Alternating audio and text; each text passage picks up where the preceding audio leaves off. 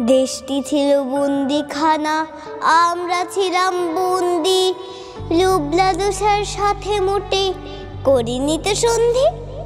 ১.৫ দশকের বেশি নিজের দেশেই ছিলাম পরবাসী।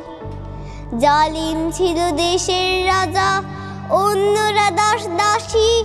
আওয়াজ করে যায়নি বলা এ দেশ ভালোবাসি। বিদ্রোহী সব মন স্বাধীন হওয়ার খুঁজতে থাকে ক্ষণ। শিশু কিশোর ছাত্র যুবক গড়ল আন্দোলন। পালিয়ে গেল স্বৈর শাসক, দেশ স্বাধীন এখন। শান্তির এক সমাজ এখন কেবল গড়ে তোলাই কাজ।